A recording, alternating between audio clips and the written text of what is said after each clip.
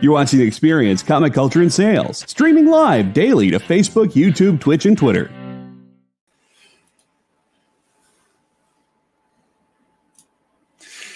It fell from the sky many years ago on a world without a name.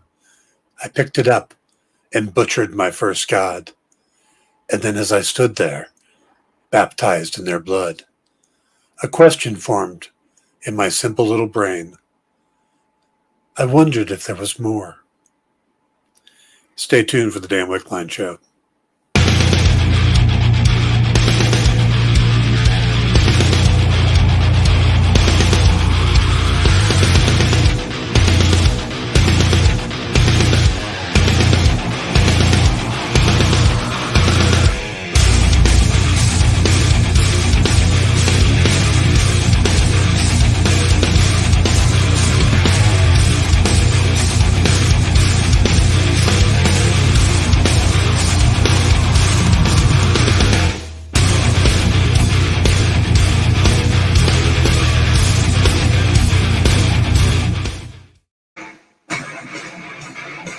Hey everybody, how you doing today? Hang on one sec.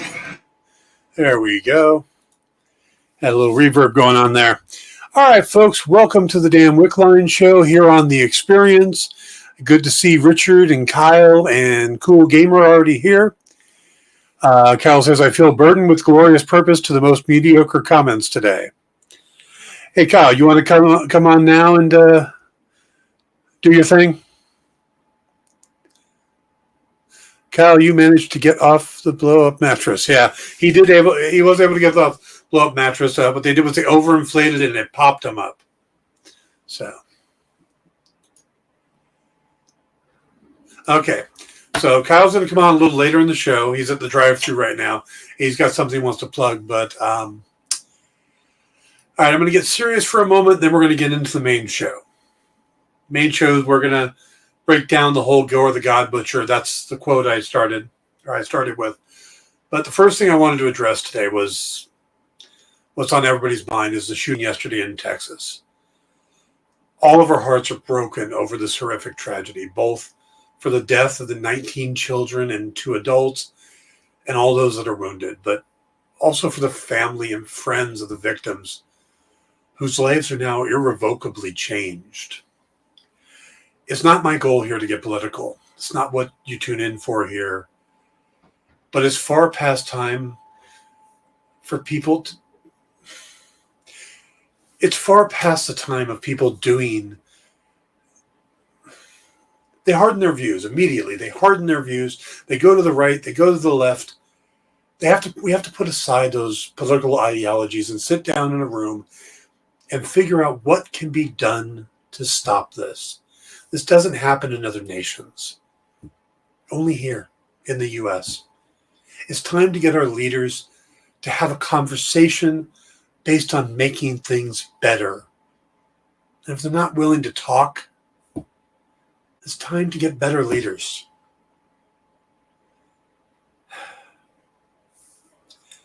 All right, let's move forward.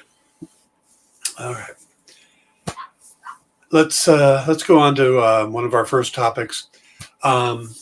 The trailer for Thor, the God of Thor: Love and Thunder came out yesterday, or day before yesterday. We talked about it yesterday. We broke it down a little bit. But one of the things that people, when we did it, I said that I didn't think that Jane Foster will be Thor from going forward. You know, she may still be around, but I don't see this as being the end for Chris Hemsworth. And Chris Hemsworth has made it clear that he likes playing the character and wants to continue. And he's one of the last Avengers. You know, basically it's him and Hawkeye. And Hawkeye already passing the torch on to a female protege. So, and Natalie Portman is a pretty much in-demand actor. You know, and she's exited the MCU before, so it seems really strange to me that she would come back and take over the mantle of Thor. Now, but it's not just me that thinks that, because Taika Waititi actually said in an interview the other day, and I'm not going to do his New Zealand accent, I think a lot of fans are going to assume, oh, okay, this is the passing of the torch. I'm not privy to the plans Marvel has for the future, but I don't think that's the case. Now, this may not be the last appearance of Jane as Thor, but I also don't think this is basically the end of Chris Hemsworth as Thor. I think Jeremy Renner is getting tired of doing the action movie thing. He's probably tired of doing the action movie thing until he looks at his bank account and it gets a little smaller. Then he's like, I can do another action movie. Yeah. Did you read Thor God of Thunder by Jason Aaron? I know the story, and that's actually, we're going to talk a little bit about it. I know the path that where Jane takes over because he feels he's unworthy as Gore the God Butcher. We're going to get on all of that. Yeah. Jeremy Renner is a brand now, has his own app. All right, let's not spend too much time on Jeremy. We spent a lot of time talking about him during the Hawkeye series, and I'm the guy that doesn't want the actors to move on. I want them to stick around, and even if we don't get another Thor movie or whatever, is there a point you're trying to make, Kyle? But also what happens at the end. All right, let's continue on. I'll let Kyle make his point, but all right. Now I'm on my way. Being that it's the 45th anniversary of the release of Star Wars today, it would be good to have some Star Wars news. And this comes to us from Diego Luna and Tony Gilroy, the star and the showrunner for the upcoming Andor series. In talking about the series, Luna says, "We got to invent and create and dream about all the answers you don't find in Rogue One." While Gilroy adds, he's been fighting since he was a child, right? He says that. He's a guerrilla fighter. You certainly know he's been an assassin. He kills an ally in the very first scene. That was a big gulp of Rogue One to see who had swallowed that. He's morally complicated in a really dark way. Now, the Andor story is going to take place about 5 years before Rogue One. And they've already approved it for 2 seasons. So the first season will open up with Cassian as a child on his homeworld as it's being obliterated. Then we'll jump to him as an adult joining the Rebel Alliance. Gilroy also explains his adopted home will become the base for our whole first season. And we watch the place become radicalized. Then we see another planet that's completely taken apart in a colonial kind of way. The Empire is expanding rapidly. They're wiping out anybody who's in their way. Now, this is going to be the largest Disney Plus series so far because both the first season and the second season are set to have 12 episodes. So expect to get quite a bit of Gabriel Luna. No, that's not Gabriel. Diego Luna. So, also a quick note. This week is the release of Top Gun Maverick. And the reviews have been really good so far. Now, this movie kind of hits me funny because the original Top Gun came out in May 16th of 1986. And I was there. I went to see it at the age of 16 on my very first date. Took a lovely young girl named Anne with me. It was a very nice date. Still talk to her. We're friends on Facebook. But it's 36 years later. And they're putting out a sequel starring a 59-year-old Tom Cruise. He's going to be 60 in July. And while it looks cool, it makes me feel old. I don't want to pay to go to the movies just so I can feel old. Did we need a sequel 36 years later? To anything, let alone Top Gun? I don't know. Like I said, everybody's saying that it's really good. But, I don't know. All right.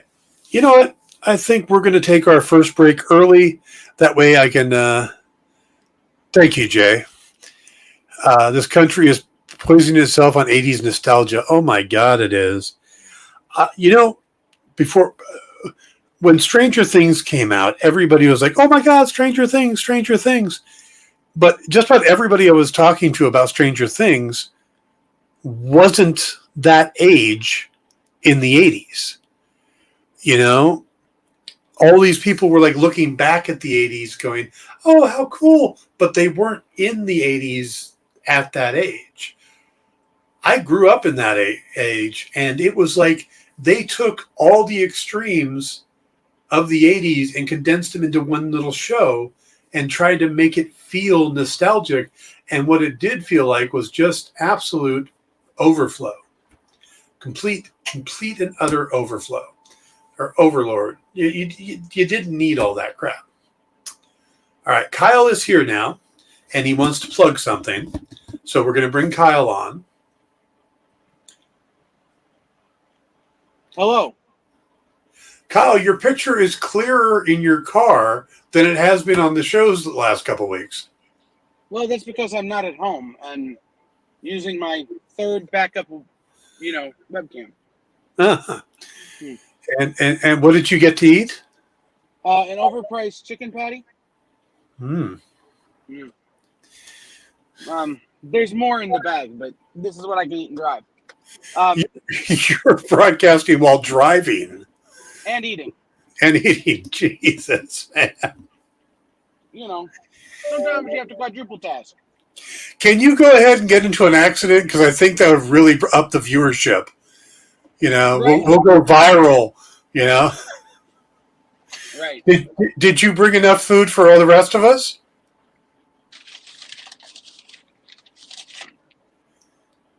All right, fair game. All right. So what is it that you want to... You're on your way to a convention. I'm actually still loading the car up for the convention. All right. I'm on my way now to pick up some gear that I need for the convention. So, I wanted to mention two things. One, when we talk about Thor, Love and Rockets, or whatever it's called. Love and Thunder. Yeah, sure. Thor, the one with the Slash song. I just want to point out that Jason Aaron's Thor God of Thunder series, which is Jane Foster as Thor, has an out for literally everyone. Uh-huh. So, like, any of the characters who do this movie and decide, I'm done, they can literally just point to a moment at the end of that series for any of them where they could just walk away. Which is a really cool thing, and I'm giving Disney a lot of credit, which I wouldn't normally do, to say, hey, you've really put yourself in a good situation with these actors and these characters, Yeah.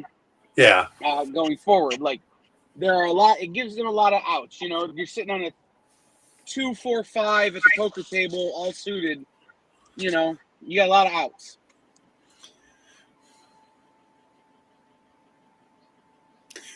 I think he froze. I can't. This is why we can't have nice things. I just froze. Yeah. The thing I want to plug, the experience will be at 2 conventions back to back. This weekend we were at Cherry Capital Comic Con in Traverse City, Michigan, and next weekend we are at Awesome Con in Washington, District of Columbia. And what's interesting about those is if you are on their mailing list, there are instructions about how to find me at the conventions, and I'm giving the people who find me a free giveaway. Now, I don't have enough for everybody, so it's like first person to come and find me gets a free swag. Everybody else who comes and find me gets candy, because, of course, I have to turn this into an excuse to buy candy. So, but then from there, we're going to be doing something at the convention that if you take part in, if you're a viewer and you're not on our mailing list to get those instructions, right? You come to see us at the convention, and if you do the thing that I tell you to do at the convention, you'll get entered in for a chance to win a one-of-a-kind commission cover-art book that's being done live at the convention this weekend. Did I plug anything there, or did I just ramble for a minute? It was a bit of a rambling, but basically there's two. If you're in the capital, Cherry Capital, Jesus, convention. If you are on their mailing list, they tell you how to find you. Our mailing list, the Experiences mailing list. You have to be on the Experiences mailing list. Look, folks, just sign up for the Experience mailing list. Maybe JD can put that up in the chat link. It'll tell you how to find Kyle. Yeah. And the other way to find Kyle is to walk into the convention center at the top of your lungs saying, Teenage Mutant Ninja Turtles. And he'll join in. He would be right now, but he's eating. You have a mouthful of chicken. Right, but no. If you're watching right now and you're not on our mailing list, that's fine. You're not going to have time to get the email before, the convention. So it happens. But come see me at Cherry Capital Comic Con in Traverse City this weekend, and there's other opportunities for you to get involved in some of these giveaways we're doing, and some of the seeing. What did I call the email? Experiencing the experience in real life. Experiencing the experience in real life. Hey, okay. I'm not a writer. That's your job.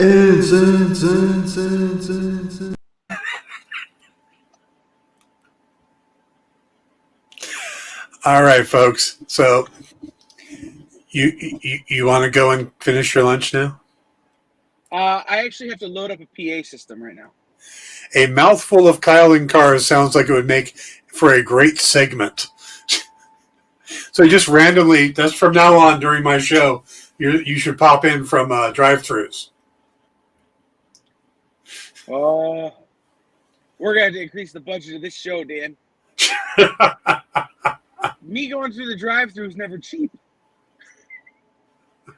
But, no, like I said, if you're out there and you're a viewer and you're in the Traverse City area or you're anywhere near D.C., come see me this weekend at Traverse City at Cherry Capital Comic Con. And next weekend, I'll be with Artway Alliance at Awesome Con in D.C. There you go. All right. Thank you, Kyle. All right, I'm going to leave now. Bye. All right, I'm not sure how I got to continue after that, so let's go ahead and take our first commercial break, and we'll come back and talk Gore the God Butcher right after this.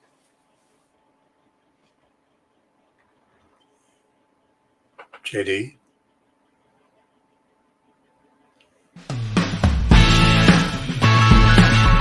Join the party.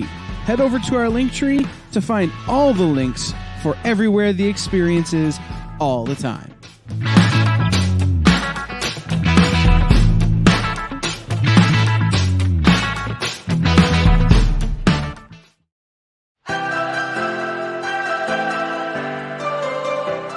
This is The Experience.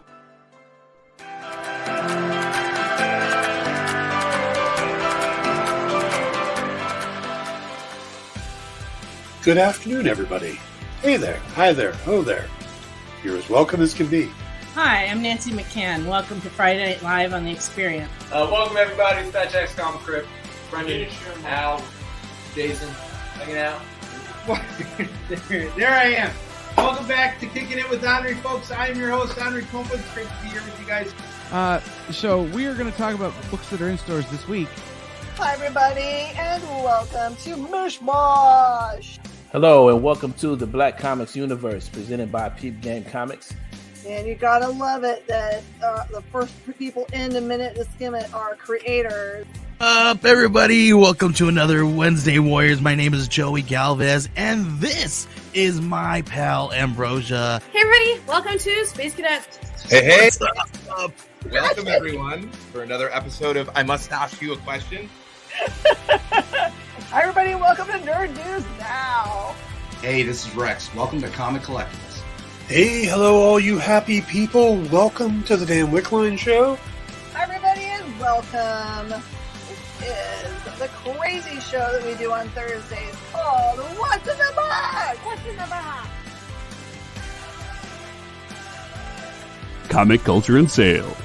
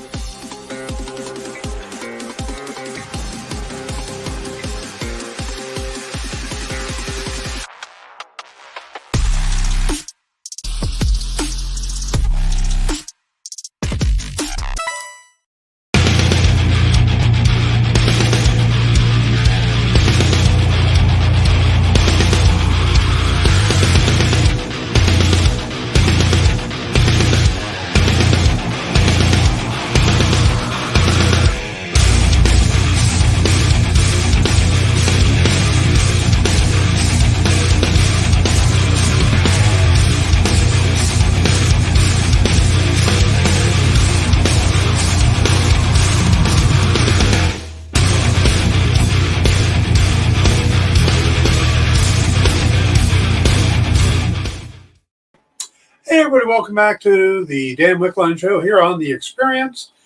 And kind of feel like the show's already off the rails, huh? Just feels like we're flying with no guidance here. But we are going to try to pull it back together. JD says, the new Wickline music makes me want to smash things that belong to my neighbors. Yes, exactly. We don't recommend doing that, but that's pretty much what I requested, Kyle. Kyle, I want music that'll make people want to smash their neighbors' objects. It's kind of how I requested it, you know.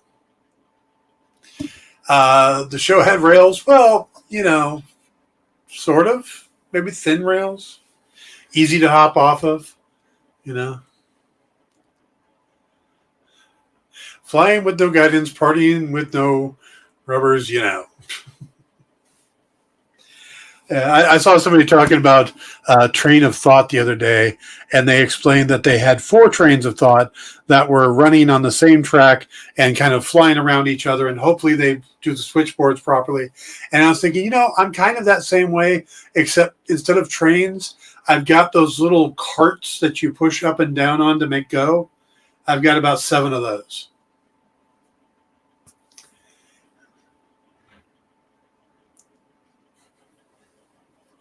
All right, we're gonna get back into it. Let's talk Gore the God Butcher. For those of you who aren't familiar with the character, I'm going to go kind of into his comic book history and some of the things that are going on. The quote that I opened the show with was from the comics, and it's him describing the first time he picked up All Black the Necro Sword. That is a really long name for a sword. And they don't refer to it just as the Necro Sword. They tend to call it either the full thing or All Black. And it just seems kind of weird. I'm a fan of naming swords because it makes them feel kind of special, but maybe just kind of shrink it down a little bit. Let's see. Sting. Sting is a great name for a sword. Just saying. All right. You guys are chatting away. Let's see. Did those actually ever exist, or was that just something coyotes would... You know, I do think they existed. I think those little carts were used for railway workers to travel to, like, while they were working on the rail line, as they were laying it out there. It allowed them to travel the line and also allowed inspectors to go up and down the tracks. So they were real. I've seen them at some museums, railway museums and stuff. All Black the Necro Sword sounds like something I would come up with when I wrote fantasy stories in middle school. Yeah. Yes, the cartoons were true. Yes, even though they were made prior to Google, for them to have looked up those things, yeah. Then again, a lot of those cartoons were made at a time where those were probably, you know, still in use. I don't know if nowadays what they do is they put they have trucks that have little rail wheels that drop down, and then the truck drives on the rails. But before they figured out how to do that, they used those carts. All right, so now we got our first look at Gore the God Butcher being played by Christian Bale, and I thought today would be a good day to talk about the character. But if you look online, if you're following social media at all, you know there's a lot of negative feedback to how the character looks, because he looks very different than he does in the comics. JD has got a picture of the two versions side by side if he wants to throw that up. So on the side with the black hood is the comic version, of course. The other side looks like Christian Bale in a Nin video wearing a white cloak. And I'm not sure why they went white on him when they could have gone black and at least been a little closer. But the cloak and stuff on the left, that's actually tied to Venom, oddly enough. But you also see the little head tails and stuff like that, and you see the face is much more alien. Well, I get them sticking closer to Christian Bale's face, because why not? You know, you're paying Christian Bale. Don't you want to see him more? And I understand them not going with the head tails, because I think they would look kind of silly. I mean, they could CG them. Bale almost looks like Brando's Dr. Moreau. That's a good one. I've also seen reference to Powder. I think Hollywood learned with Voldemort that you don't want to mess with your actor's nose. Another good point, yeah. Though they did it with Red Skull okay. It didn't work for Voldemort. And they're doing that high contrast stuff that almost looks like Sin City, which I find really interesting. And it looks cool, but, you know, are they going to be able to find a way to make that, you know, you understand why it's like that? It's not just a visual choice. There's actually a story behind why it's looking that way. But like I said, a lot of people are negative towards that, which kind of blows my mind, because Marvel has been changing characters for the MCU for a long time. I mean, Drax, Dave Bautista's Drax looks very different from Drax in the comics. But people haven't complained about that. Nobody came in, oh no, Drax should have the purple suit on and the little skull on his forehead. And no one's doing that. But here fans are very upset because the character doesn't look more, you know, doesn't have more of that alien visage that Assad Ribic and Jason Aaron came up with for him back in Thor God of Thunder #2. That was back. That seems like such a recent comic, but it was 10 years ago now, November of 2012. Now, again, I think the head tails would look silly. I mean, they could have done the full makeup stuff. We've seen them do that. But I'm okay with this. And like I said, it's not like he's this long, ongoing character. He's only been around 10 years. You know? JD thinks Bautista's Drax was an upgrade. And yeah, I'm going to give you that, because I think it was kind of Starlin's version of it was a little silly. I'm assuming it's Starlin. He might have been. Actually, I think he was created in an Iron Man comic years ago. Or no, Thanos was created in an Iron Man comic. I have to refresh my memory. Kyle says, angry fans are fans who speculated like crazy on the character. Angry? Are fans angry, or are fans who speculated like crazy on this character angry? What I've seen online are people who were very excited to have the character in it, but disappointed in the look. And it started when the toy, the leak of the toy came out. I know some cosplayers were probably the first people I saw talking about it, but there's a lot of people doing like CG additions or compute, on Photoshop, adding the head tails and adjusting the nose. And it's a tough character to bring to live action. So they went with this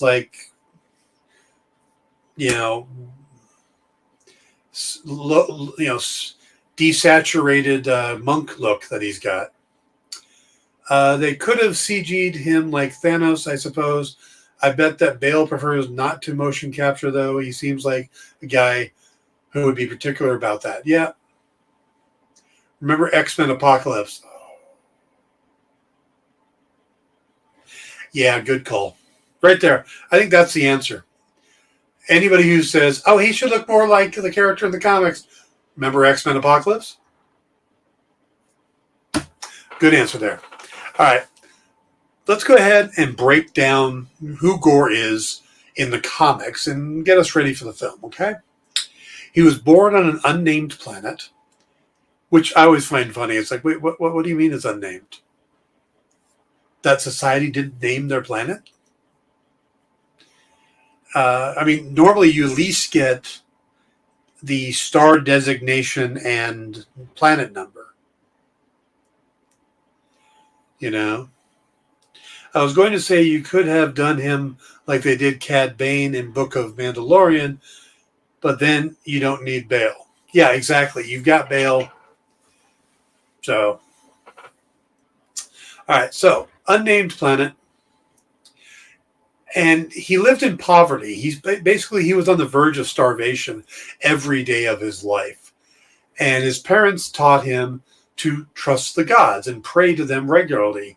And through his prayers, he realized that they were never answered. None of his prayers were answered. And then he was orphaned at an early age and left to fend for himself. He fought and grew up eventually into adulthood, where he married and became a father. But his pregnant wife, Agar, was killed in an earthquake. Then one by one, each of his children died until he was left with Agar. No, Agar. I have the wrong name for the wife. Sorry. But his son's name was Agar. And he was on the brink of starvation as well, close to dead. And again, he prayed. He went back to what he was taught, and he prayed and prayed, and his son died. And with Agar's death, Gore was distraught with grief, and he declared that there were no gods. He shouted it, that there were no gods. And his exclamation got him banned from his people, because they're a superstitious group. Basically, they all are God-fearing, or however you want to put that. Well, Gore would head off into the desert, wandering in hopes of death, basically. He was out there just praying at that point to die. And somehow he came across a battle between gods. There's the Dark Elder god, Null, and a purple-skinned god in gold armor, who's empowered by the Enigma Force. And they crashed in the ground near him, and Gore was shocked, because basically here were gods right in front of him. Gods were real. Which, if you think about that psychologically, praying, not having your prayers answered, makes you think there is no God. But finding out there are gods that are right in front of you, and that means that not only are, your prayers were ignored, they weren't answered. There were forces out there. Ara, thank you. There were forces out there that could have saved his family and didn't. Kyle says, I was going to say you could have done... Oh, yeah, I've already read that one. Never mind. So that's where the psychological snap happens. And when they crashed to the ground, the purple-skinned god was begging for help because Null was going to kill him. Well, Null's sword transformed into this mass of living darkness. Now, if you're not familiar with Null, He's basically the god of the symbiotes. So the way the venom and stuff like that works, he's got that set up. Well, it turned and bonded with Gore. So the sword bonded with Gore, and he used All Black to kill the purple skin god. And then he vowed to seek vengeance against all the gods for never answering his prayers. He despised them and set out to kill every last one of them, traveling the cosmos for thousands of years. We should do a deep dive into Captain Universe. All right. Well, now, in the 9th century, Gore made his way to Earth, where he killed one of the gods from the Americas. The body washed up on the shore in Iceland, where it was discovered by Thor. Now, later, Thor would discover even more dead gods, Slavic gods, while he was traveling with a Viking raiding party going into Russia. Gore would attack Thor. The two would fight a huge battle that Gore would almost win. He was on the verge of winning, but Thor called down the lightning, and it stunned and knocked out both of them. I'm pretty sure that's who Gore sees. Oh, Captain Universe? Okay. I didn't think Enigma Force was Captain Universe. I think the Enigma Force is something else. But it might be. So they get knocked out, and when they recover, the fight would continue in a cave where Gore gets the upper hand and actually captures Thor. And he then tortures Thor for 17 days straight, trying to learn the location of Asgard. Now, Thor holds out, doesn't give anything up, and he's able to hold out long enough that his Viking followers show up and distract Gore. Well, Thor is able to free himself and attack, and this time Thor is able to slice off Gore's right arm and actually believes that he's killed Gore at this point and leaves him for dead. Never a good thing to do. Now, Gore survived the encounter, and he spent the next 1,000 years butchering more gods, growing stronger, and building an army of dark minions to assist him on his crusade. JD says, so I assume at some point he opens up an artisanal butcher's shop with prime cuts of lean god. Yes, they have to be very lean. So later, Thor would be summoned to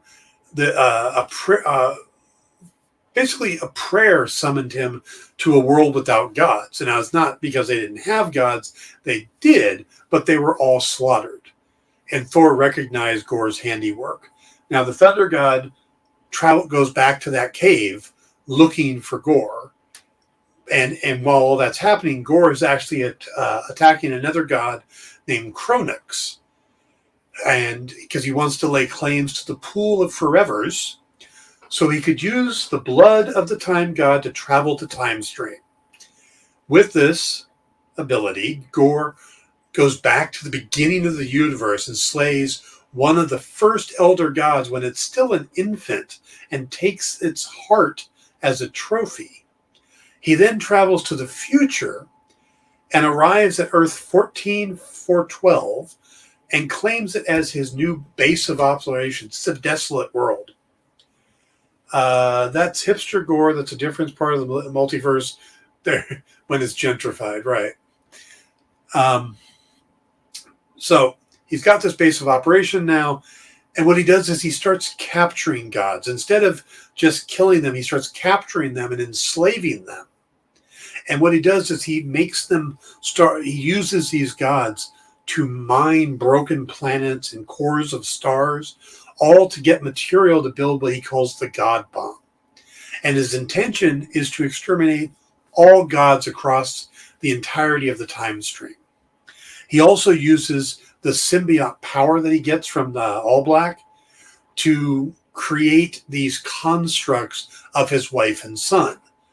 But unknown to Gore, his son is actually the embodiment of Gore's subconscious self-loathing, which sounds like very much Psych 101 type of class.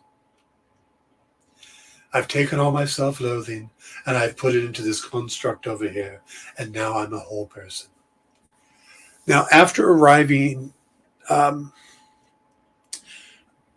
Thor from Earth 616, there's a few Thors in what's coming up. So Earth 616 Thor shows up, and Gore sends, and while this is happening, sounds like Kyle, to be honest, Gore sends his minions into the past to get the young Thor from around 8000 AD. That's when he and Gore first met, and bring him to the future where he's enslaved along with the other remaining gods. Now, young Thor tries to use a piece of a star that he gets while mining in an attempt to destroy the god bomb, but instead he's actually flung off the planet. And that's where he meets Thor from 616 and another version of Thor they call King Thor. So you got young Thor, Thor 616, and King Thor, and the three go after Gore together, and they nearly succeed in killing him. But due to all the power that he's absorbed from the different gods he's killed, he's too powerful, and he ends up defeating the three Thors, leaving them for dead. And then he's about to go off to activate the god bomb when the construct of his wife innocently says that Gore has become a god. And Gore kills her. That's a little rough. Just a little rough. All right, let's take our second break here. We'll come back and we'll finish up with Gore the God Butcher. We'll be right back. Get the inside scoop on everything happening at the experience every week. Join our mailing list by scanning the QR code at the bottom of the screen and then watching your email inbox.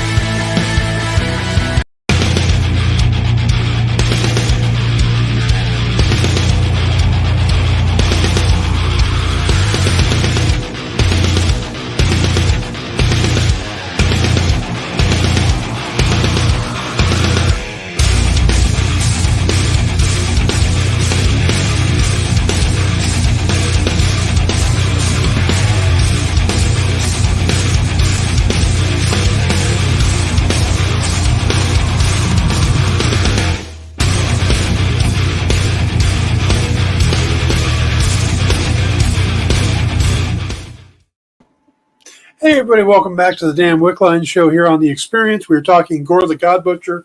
And I got to say, JD, I like the fact that the bumpers are starting to tell a story. That whoever the guy is doing the flash polls, it's consistent. I like that. Wait to see where that goes. All right. We were talking Gore the God Butcher. Kyle's making lisp jokes in the chat. I thought he was supposed to be working. I thought Kyle was supposed to be like loading up stuff. But nope. All right. So last we talked about Gore. He has stopped. He defeated the 3 Thors. He's in a McDonald's coma. He's defeated the 3 Thors, leaving them for dead. He then went off to activate the God Bomb, killed his wife because she thought he was a god. Well, the construct of the sun, Agar, decided to assist Thor 316 or 616 because, again, self-loathing. We talked about that. And bringing down Gore the God Butcher. Now, having come to recognize that his father had essentially become the very thing he always despised.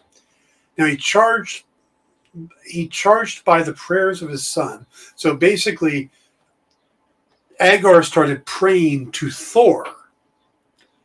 And it empowered Thor, as well as all the gods and stuff around, all the captured gods. Everybody started praying to Thor, and Thor absorbed this power and became more powerful.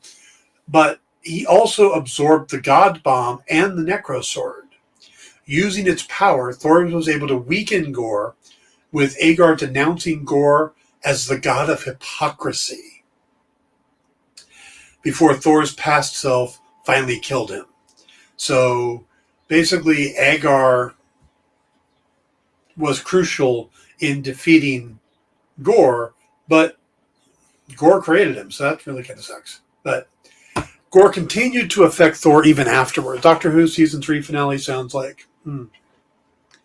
It does feel very timey-wimey. I'll give you that.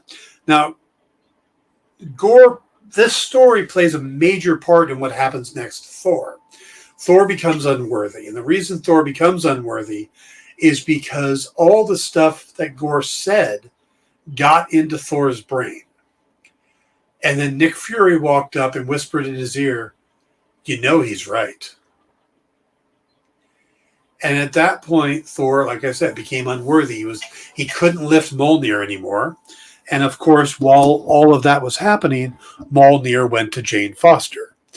So it's interesting to see the Jane Foster story taking place at the same time as the Gore the God Butcher story, because in the comics, one led into the other. Now, Gore's consciousness was trapped within the All Black. So when his body was killed, his consciousness went into the All Black, and he actually found peace there, because it's this big empty void without gods. But Gore was resurrected by King Loki when he was the host of the All Black, just so he could kill Gore again in revenge for Gore having killed All-Father Thor. Now, Loki constructed a body for Gore and sought to duel him, but Gore was able to take control of the All Black and use that sword to impale Loki with it. He then crucified both Thor and Loki, but was catapulted into space by the power of the All-Father. Now, recalling the scattered pieces of the All Black, Gore attacked the All-Father Thor in a battle that destroyed solar systems. It was this huge battle. And he vowed to make Thor watch as he slaughtered all the inhabitants of Earth and all other remaining life in the universe before the Gore would create his own worship, or own people who wouldn't need to worship anything. Now, Loki tried to interfere in the fight, but Gore mutilated him before engulfing both brothers in the All Black, declaring he had transcended mortality and became not a mere god, but a force of nature. Now, the god of thunder, who Thor had saved and sent to Indigar billions of years in the past, were awakened by the goddess of thunder, who returned in time to save God, or their grandfather and uncle.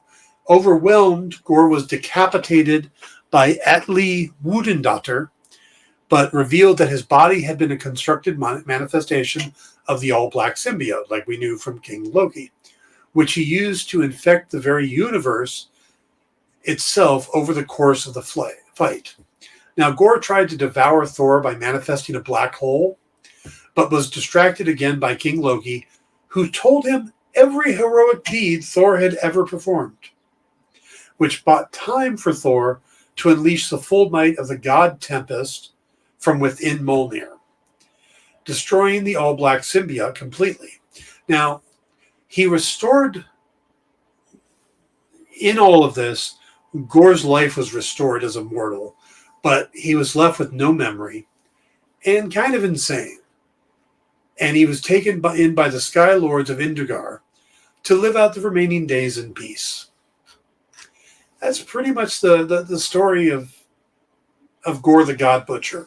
Now, how much of that they'll pull in, I think his origin about being on an unnamed planet and having his family destroyed, all of that seems fair game and easy to do.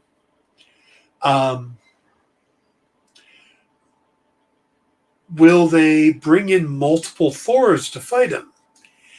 You know, I think that's possible.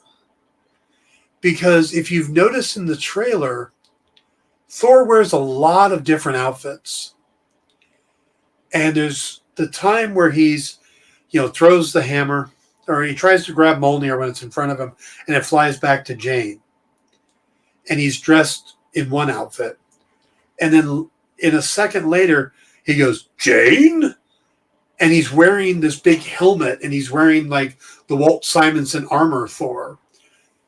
And it makes me think, okay, maybe there are multiple Thors in this movie. Maybe maybe Hemsworth is playing more than one Thor, which is what the big battle will be. Maybe that's King Thor. And he's surprised to see Jane because he hasn't seen Jane in a long time. It's a thought. I mean, and it only just hit me as we're talking about this. But that was part of the trailer that really threw me off. The fact that, he seems to meet Jane with the Mjolnir scene, but he's dressed completely different to then suddenly be in a helmet and say, I kind of get the feeling that we might get multiple Thors. It might follow that path where it takes multiple Thors to bring down Gor the God Butcher. And with the fact that we're in the era of the multiverse, stuff like that, the multiverse is wearing out its welcome, and with me much faster than I thought it would. And I agree. I really wish they would stop doing that.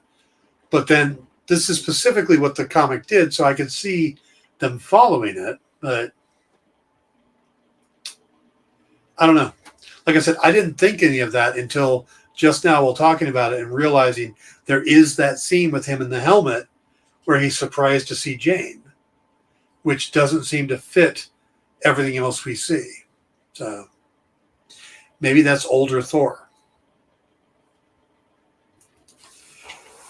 Maybe that's All-Father Thor or King Thor, or whichever version they're going to use for that. Now, I know that they're using some of the stuff like lifted straight from the comics. There's that picture of that giant white creature, and you see Korg and Thor standing on a rock looking at him, and that's actually a god. And that's direct from the comics. I mean, there's a Assad Ribic drawing that looks almost identical to the way it looks in the trailer. The only difference being that Korg's not there in the comic. And I think that's the world that Thor goes to, where he's drawn there by prayer, but there are no gods because they've all been destroyed. I think that's what that is. So will they follow Jason Aaron's storyline? I think it's possible, but it's kind of confusing at the same time with the way he jumps around and different Thors and stuff like that. So, maybe that's why we're getting different versions of, the character. I mean, we see that one clip where he's running and he goes from a kid to a young Thor to the modern Thor. So, be interesting to see how they're going to pull this off, because it is a very convoluted story. So, all right, folks, that's Gor the God Butcher. It's a strange day. So I'm sorry if today's show was a little disjointed, but we got through it. Got everything covered. JD says they could bring in Tor Johnson. Kind of sounds like Thor. CG'd, of course. Tor Johnson. Okay. So yeah, that's the show. I will be back tomorrow. We'll talk. I don't know what we're going to talk about tomorrow yet. Kenobi starts Friday night, so I may do a prelude for Kenobi. We'll definitely be talking about Kenobi next week. So probably Tuesday's show. That'll give everybody enough time over the weekend to watch it. We've got The Boys coming up. We've got Miss Marvel. I think a lot of reviewers have seen the first 2 episodes. I'm not on that list yet. There's also what else is coming out?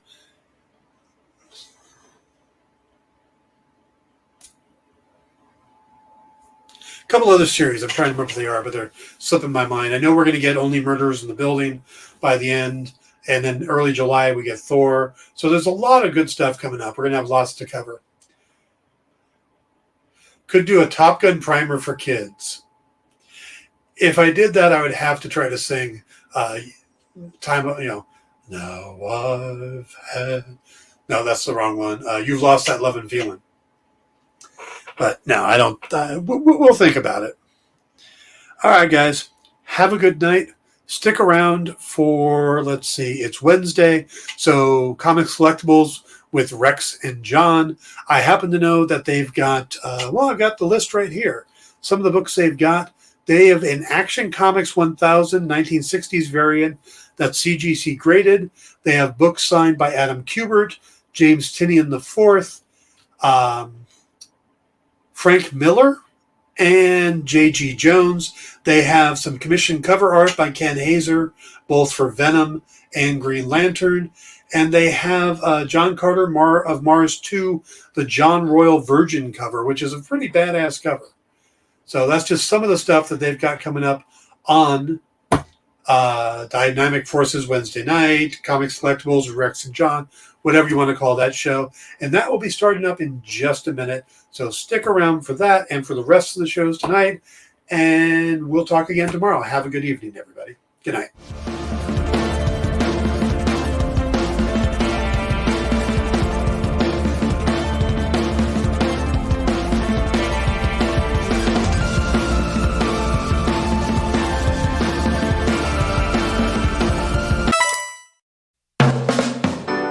Get the inside scoop on everything happening at the experience every week. Join our mailing list by scanning the QR code at the bottom of the screen and then watching your email inbox.